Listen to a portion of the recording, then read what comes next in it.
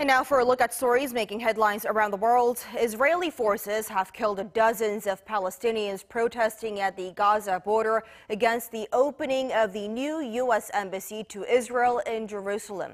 For more on this and other news around the world, we turn to our Ro Aram at the News Center. Aram, so what's the latest?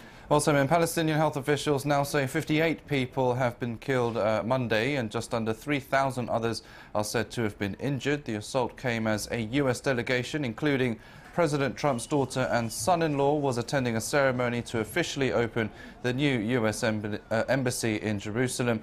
The move, announced by Trump last year after recognizing Jerusalem as Israel's capital, has infuriated Palestinians who see East Jerusalem as their capital of a future state.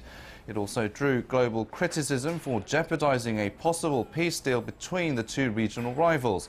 Palestinians, led by Gaza's Islamist rulers Hamas, have been protesting along the Gaza border for weeks now in what has been dubbed as the Great March of Return.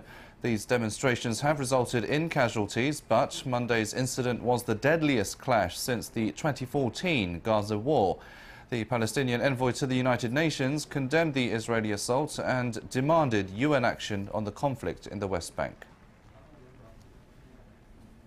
These war crimes need to be dealt with by the Security Council and the international appropriate legal system to bring those criminals to justice, because the Palestinian people should not be the exception to the rule.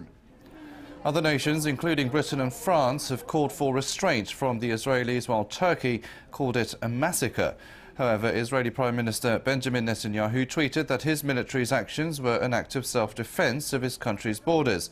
Israel's military claims it was responding to protesters throwing Molotov cocktails, burned tires and stones at Israeli soldiers. The White House also backed his claims by blaming Hamas for the bloodshed. The responsibility for these tragic deaths rests squarely with Hamas. Hamas is intentionally and cynically provoking this response, and as the Secretary of State said, Israel has the right to defend itself.